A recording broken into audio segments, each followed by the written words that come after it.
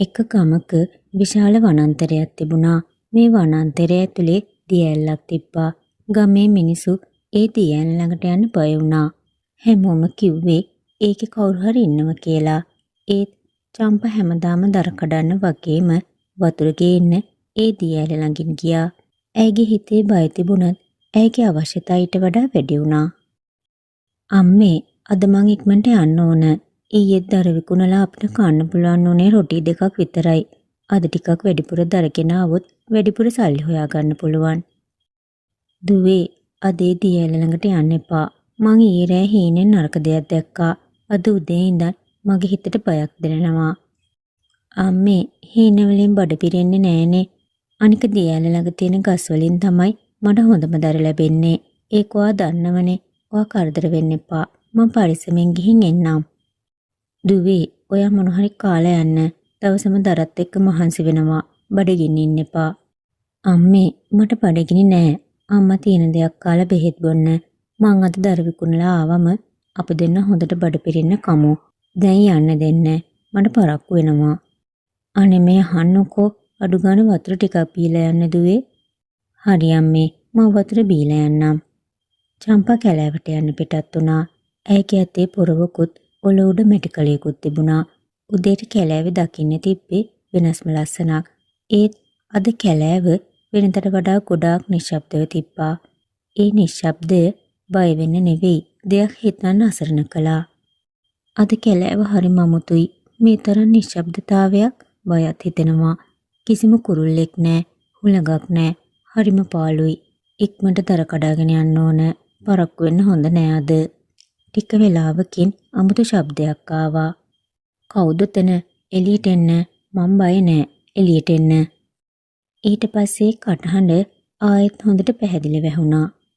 මම මෙතන මේ ගහ එහා පැත්තේ බිම බලන්න. මේ කටහඬ කොහෙන්ද එන්නේ? කවුරු හරි ඉන්නවද මෙහෙ? ඇයි පේන්නේ නැත්තේ? ඉස්සරහට එන්න. චම්පා දැක්කා ඒ ගහ එහා පැත්තට වෙලා ඉන්න සමනලෙක්ව. ඇයි මීට කලින් එහෙම සමනලෙක් දැකලා තිබ්බේ නෑ. ඌගේ පිහාටු ඇත්තම රත්තරන් වලින් හදලා වගේ ගොඩක්ම දිලිසුණා. අනේ මේ සමනලෙක්නේ. මේ තරම් ලස්සනක්. ඒත් මෙයා මේ ගහ යට හිරුණේ කොහොමද? කවුද මේක කළේ? ඉන්න මං ආව කලව ගන්නම්. බය වෙන්න එපා. පරිස්සමෙන් මාව එළියට ගන්න. හයියෙන් ඇදලා ගන්න එපා. මාව කැඩිලා යයි. ඔයා කතා කරනවද? සමනලෙක් මට කතා කරනවා. මම මේ හීනයක්ද දකින්නේ. වතුර ටිකක් බීලා එන්න ඕන බලන්න. නෑ මේක හීනයක් නෙවෙයි. ඔයා ඒ ගැන වැඩි හිතන්න එපා. මුලින්ම මාව මෙතනින් ගලව ගන්න. ගොඩක් වෙලා ඉඳන් මම මෙතන හිර වෙලා. ගොඩක් අමාරුයි මට. චම්පා ගොඩක් පරිස්සමෙන් සමනලේ වල්ලලා එතනින් එළියට ගත්තා. ස්තුතියි. ඇත්තටම හදවතින්ම ස්තුතියි. ඔයා නැවතිලා මාව බේරගත්තේ නැත්නම් මම මැරිලා යයි. ඒත් ඔයා කතා කරනවනේ. සමනලෙක් මාත් එක්ක කතා කරනවා. මගේ අම්මා දැනගත්තොත් එයා හිතයි මට පිස්සු කියලා. සමහර දේවල් තියෙනවා සිද්ධ නොවෙන්න ඕන දේවල්. සමහර දේවල් තියෙනවා සිද්ධ වෙන්න ඕන දේවල්. මාත් හරියට සිද්ධ නොවෙන්න ඕන දෙයක් වගේ. මගේ නම චම්පා. මම මෙහෙට හැමදාම දරයි වතුරේ ගෙනියන්න එනවා. එතකොට ඔයාගේ නම මොකද්ද? කොහොමද ඔයා මෙහෙට ආවේ? මගේ නම සමනලි. ඒ නම මට කවුරුත් තිබ්බ එකක් නෙවෙයි. මා ඊයේ නම තියාගත්තේ. ගොඩාක් කල් මට මේ රම්පියාපත් ලැබිලා. මගේ ඇත්ත නම ගොඩක් පරණයි. ඒක දිග කතාවක්. මට ඒ දිග කතාව අහන්න ඕන. මුලින්ම ඔයා කියන්න. ඔයා හොඳින්ද? පිහාටු වලට වේදනාවක් දැනෙනවද? පොඩ්ඩක් රිදෙනවා. ඒක ඇරිලා යයි. චම්පා එතන තිබ්බ ගලක් උඩ වාඩි වුණා. ඇයට දර, වතුර, ගෙදර මේ හැම දෙයක්ම අමතකුණා. සමනලි ඇය ළඟට වෙලා හිටියා. ඔයා අහන නිසා මං කියන්නම්. හැබැයි මේක අහලා ඔයා බය වෙන්න එපා. ඔයා මේ කතාව බාගෙට අහලා යන්නත් බෑ. මුළු කතාවම අහන්න ඕන. මම පොරොන්දු වෙන්නම්. මම මේ කතාව මුලින් ඉඳන් ඉවර වෙනකල්ම අහන් ඉන්නම්. මම පැනලා යන්නේ නෑ. මං ඇත්තටම සමනලයක් නෙවෙයි චම්පා. මම මීට අවුරුදු 300කට කලින් මේ කැලෑවේ ජීවත් වුණු සුරංගනාවියක්. එතකොට මේක කැලෑවක් නෙවෙයි. සුරංගනා ලෝකයක් වෙලයි තිබ්බේ. ඒ සුරංගනාවියෝ මෙහි ආරක්ෂා කරගෙනයි හිටියේ. මෙහි තිබ්බ ගස්, වතුර, පස් මේ හැම දෙයක්ම හුස්ම ගත්තා. අවුරුදු 300කට කලින් ඔයා සුරංගනාවියෙක්ගෙන් සමනලියක් වුණේ කොහොමද? කවුදාට මේක කළේ? එක දුෂ්ටයෙක් හිටියා කාල්නාක්. ඔහුට ඕන වුණා අපි මේ කැලෑවට දීලා තිබ්බ මුළු ශක්තියම ඔහුගේ කරගන්න. ඒක නිසා ඔහු එක එක්කෙනා ගානේ හැමෝටම ශාප කළා. එක්කෙනෙක්ව ගලක් කළා, තව කෙනෙක්ව ගහක් කළා, තව සමහර අයව උලඟට මුදා හැරියා. එතකොට මාව ඔහු සමනලෙක් කළා. මේ තරම් කාලයක් ඔයා තනියම මේ වනාන්තරයේ හිටියද? කවුරුත් මාට උදව් කළේ නැද්ද? කවුරුත් මාවේ නැද්ද? ආවා. හැබැයි හැම වෙලාවකම මොනවම හරි දෙයක් සිද්ධ වුණා. සමහරු බය වුණා. සමහරු දැක්ක ගමන් පැනලා දිව්වා. මට එයාලට කතා කරන්න බැරි වුණා. කාල්නාක් මගේ කටහඬක් නැති කළා. දකින්න පුළුවන් වුණා. තේරුම් ගන්නත් පුළුවන් වුණා. හැබැයි කතා කරන්න බැරි වුණා. හැම වතාවකම බලාපොරොත්තු තියාගත්තත් ඒව කැඩිලා ගියා. ඒත් දැන් වට කතා කරන්න පුළුවන්. ඒක උනේ කොහොමද? මොකද චම්පා, ඔයා මාව ඇල්ලුවා. ඔයා කිසිම දෙයක් බලාපොරොත්තු නොවි, කිසිම දෙයක් ඉල්ලන්නේ නැතුව ඔයා මාව එතනින් එළියට ගත්තා. ඒකෙන් මගේ ශාපය එක පියවරක් කැඩිලා ගියා. ඒක පොඩි දෙයක් නෙවෙයි. මේ අවුරුදු 300ටම කිසිම කෙනෙක් නොකරපු දෙයක්. එතකොට අනෙක් ශාප වලින් සම්පූර්ණයෙන්ම ඔයා කවද නිදහස් වෙන්නේ? මොකක් හරි මාර්ගයක් තියනවද? අර දියැල්ල දැක්කද ඔයා? වනාන්තරයේ ඇතුලේ තියෙන මිනිස්සු කවුරුත්ම ලං වෙන්නේ නැති. ඔව්, මම හැමදාම මෙතනින් තමයි එන්නේ. අම්මා නම් මට එතෙන්ට යන්න එපා කියනවා. ගමේ අයත් හරිම බයයි. කවුරුත්ම යන්නේ නැහැ. ඕ බයයි. මොකද එතන අවුරුදු 300කින් රහසක් වැළලීලායි තියෙන්නේ. ඒ රහස නිදහස් වුණු දවසට මගේ ශාපේ නැති වෙලා යයි. හැබැයි ඒ රහස නිදහස් කරන්න මිනිස්සෙක්ට ඒ විල ඇතුළට යන්න සිද්ධ වෙනවා. ඒ වතුර ඇතුලේ තියෙන ලෝකෙට යන්න සිද්ධ වෙනවා. විල ඇතුළට? ඔව්, මං වාව අසරණ කරන්නේ නෑ චම්පා. මං වාට බල කරන්නෙත් නෑ. මං ඒක වාට පැහැදිලිව කියන්නම්. මං වාට පොරොන්දුනා මං පැනලා යන්නේ නෑ කියලා.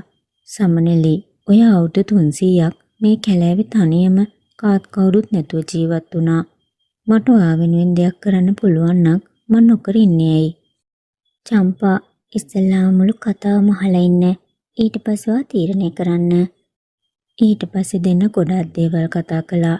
චම්පා තමන්ගේ අම්මා ගැන, ඇයිගේ අසනීප ගැන හැමදේම කිව්වා. සමනලි අවුරුදු 300ක් ගෙවපු ජීවිතය ගැන කිව්වා. සමනලි, දියැල ඇතුළේදී මොනවා වෙයිද? කිසිම දෙයක් හංගන්න එපා. මට කියන්න. මේ දියැල එක රැජිනක් ඉන්නවා. ඇයිගේ නම දුර්ගා දේවී. ඒ ගොඩාක් ශක්ති සම්පන්න බලවත් කෙනෙක්. කාල්නාක් මගේ ශාපය දියැල ඇතුලේ අකුලක දාලා හිර කරලායි තියෙන්නේ. ඒකේ අතුරු තියාගෙන ඉන්නේ දුර්ගා දේවී. ඇයි ලේසියෙන් ඒ අතුර කාටවත්ම දෙන්නේ නැහැ. එහෙනම් ඇයිගෙන් ඒ අතුර ගන්න කොහොමද? දුර්ගා දේවියකින් ඒ අතුර ඉල්ලන කෙනාගෙන් ඒක ප්‍රශ්නයක් අහනවා. උත්තරේ හැමදාම එකම වුණත් ප්‍රශ්නය හැමදාම වෙනස් කරලා යහන්නේ. අවංක හදවතින් බොරු නොකර උත්තර නොදුන්නොත් දුර්ගා දේවි සදහටම ඔහුව විලයට රඳව ගන්නවා. සදහටම?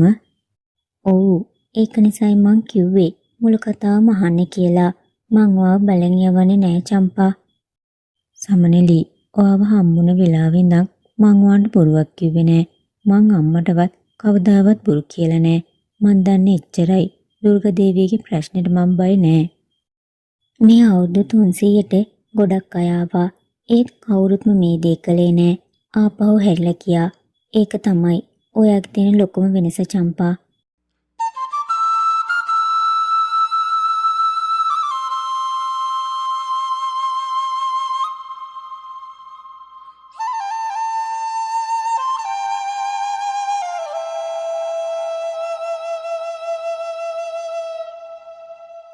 එක දවසක් චම්පාගේ ගමේ කෙනෙක් දර කපන්න කැලෑවට ආවා.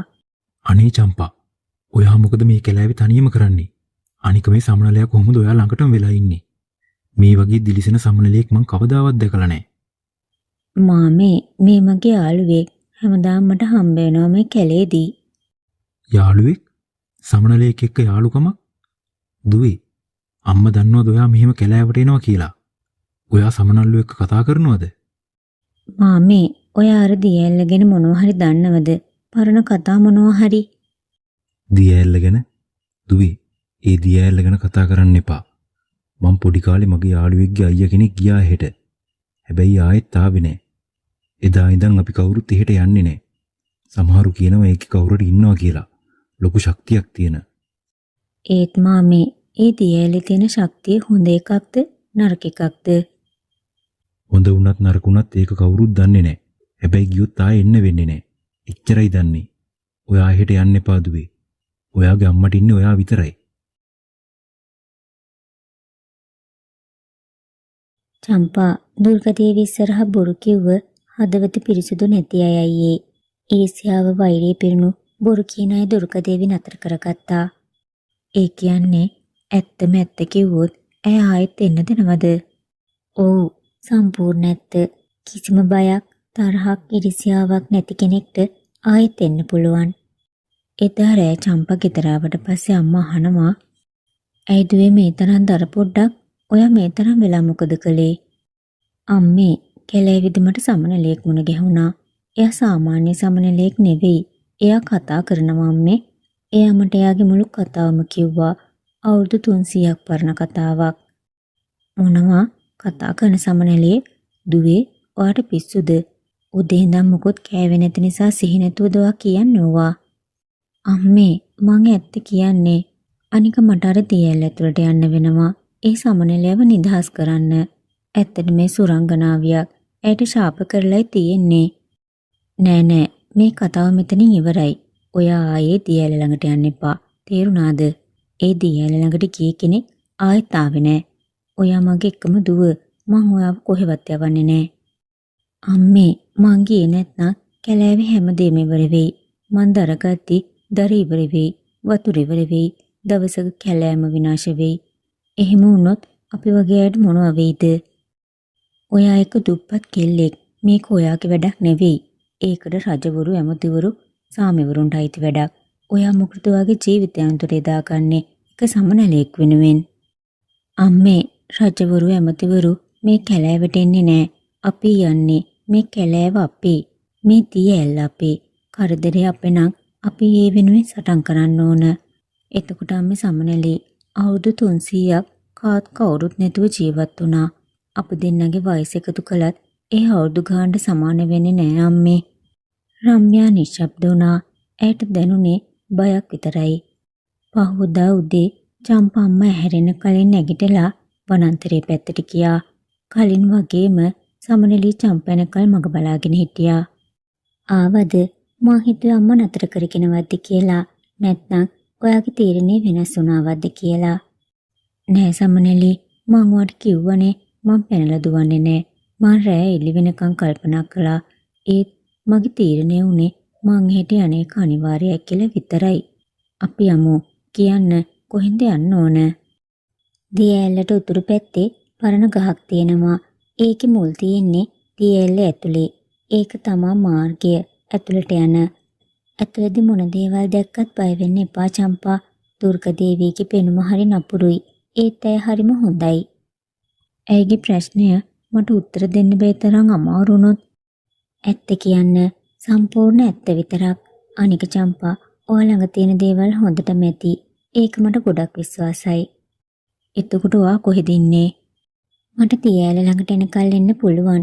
හැබැයි මට ඇතුළට එන්න බෑ. ඔයාට ඇතුළට යන්න වෙන්නේ තනියම.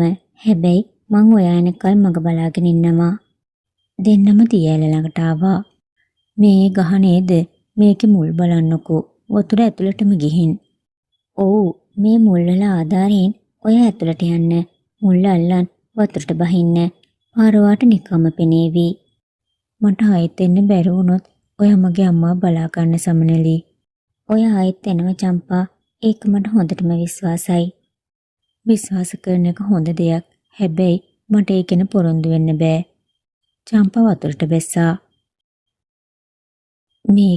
මේක හරිම පුදුමයිනේ. වතුරයට හුස්ම ගන්නත් පුළුවන්.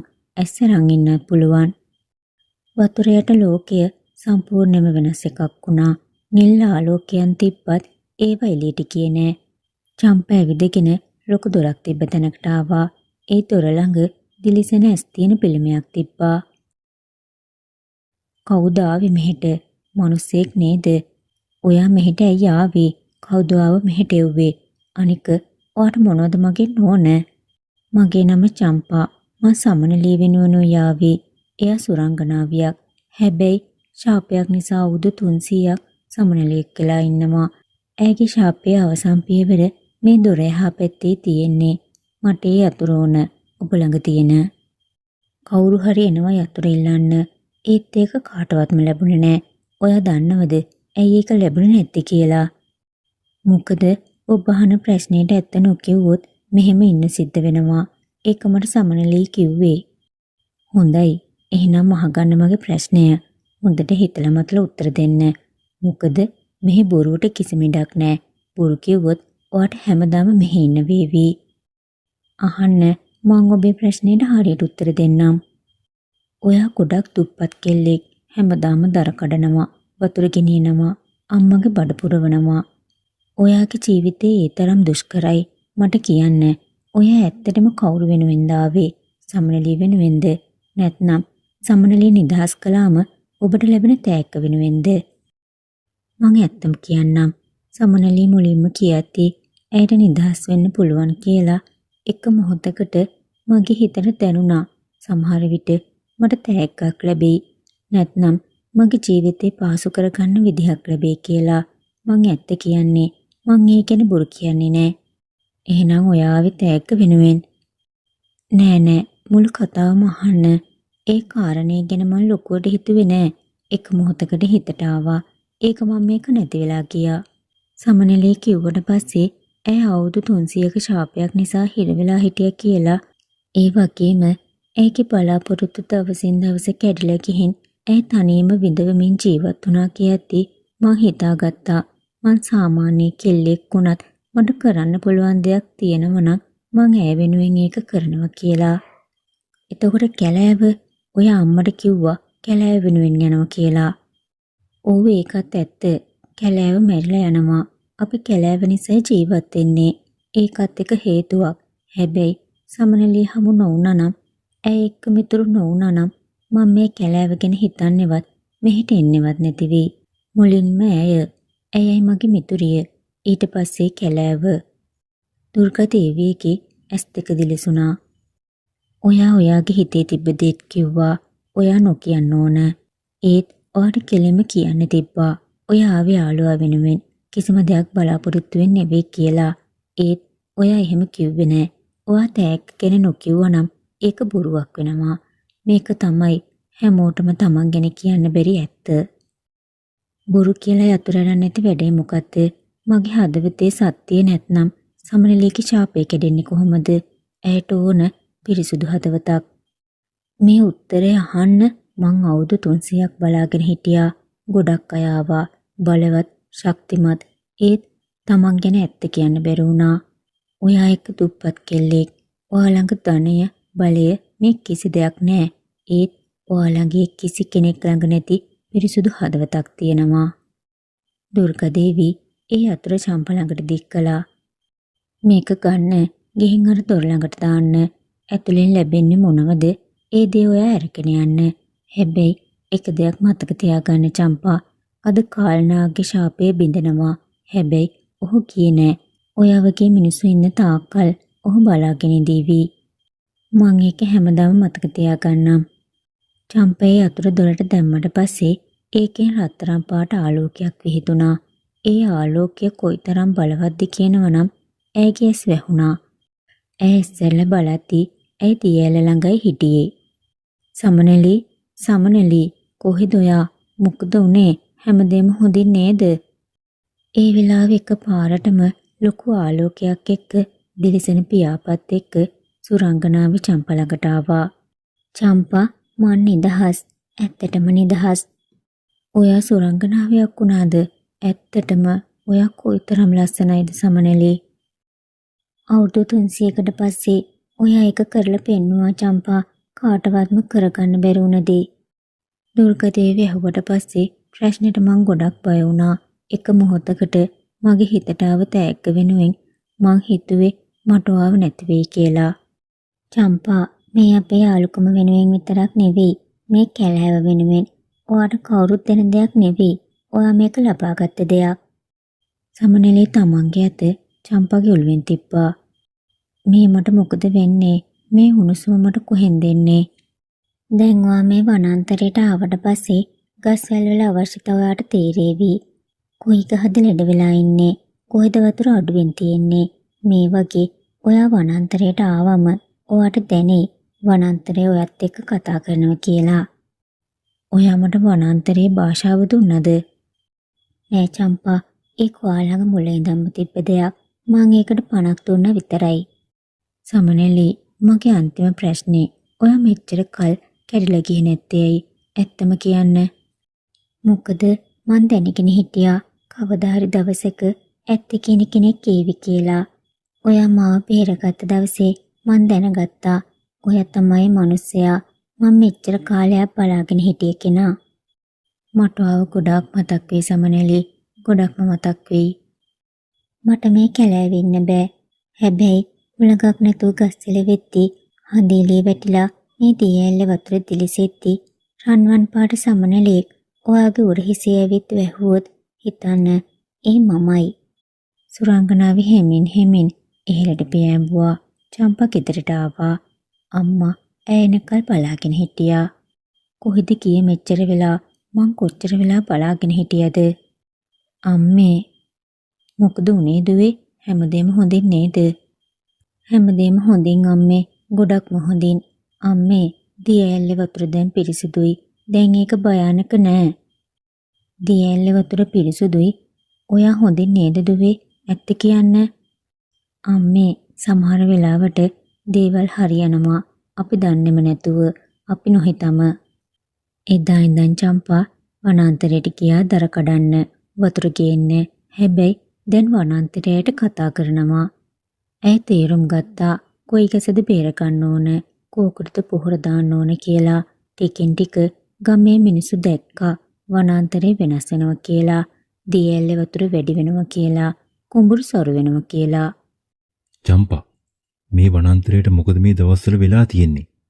ගස්වැල් වැවිලා, කුරුල්ලෝ ආයෙත් ඇවිත්, දී ඇල්ල පිරිසිදු වෙලා. කලින් මෙහෙම තිබ්බේ නෑනේ.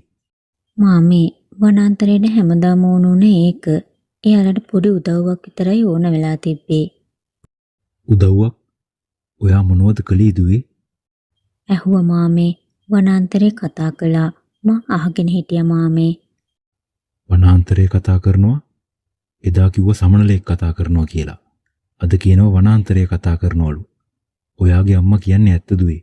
ඔයා හරිම අමුතුයි. ඕ මාමේ, අමුතුයි තමයි.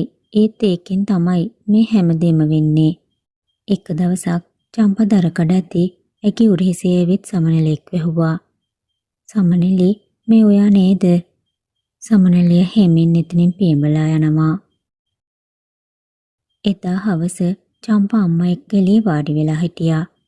දුවේ, ඔයා මේ දවස් ටිකේ ගොඩාක් සතුටින් වගේ ඉන්නේ. මොකද උනේ? අම්මේ, මං හිතුවේ දී ඇල ළඟ තියෙන ඉඩමේ පැල හදන්න. අපිට බෙහෙත් වලට ගන්න පුළුවන් පැල. ඒවා හොඳ මිලකට දෙන්නත් පුළුවන්. ඒත් දුවේ, ඔයා කොහොමද දන්නේ බෙහෙත් පැල මොනවද, මොන ලෙඩේටද ගන්න පුළුවන් කියලා? වනාන්තරේ කියනවා මේ අපි හොඳින් ඇහුම්කන් දුන්නොත්. වනාන්තරේ කියනවා? තව දෙයක් අම්මේ, එදා මන් දී ඇලට බැලලා කරපු දේ ඔයා වෙනුවෙනුත් මේ කැලෑව වෙනුවෙනුත් කළේ අම්මේ. ඔයා ඒක දන්නව නේද? දන්නව දුවේ, ඔයා මොනව කළත් අම්මා වෙනුවෙන් කරන්න කියලා. එදා රෑ අහසේ හොඳින් හඳ පායලා තිබ්බා. චම්පා එළියට ඇවිත් හඳ දිහා බැලුවා. සමනලි, ඔයා බලාගෙන නේද ඉන්නේ? අම්මා හොඳින්, වනාන්තරයත් හොඳින්. එතකොට ඔයත් හොඳින් නේද? මං ඒක දන්නවා.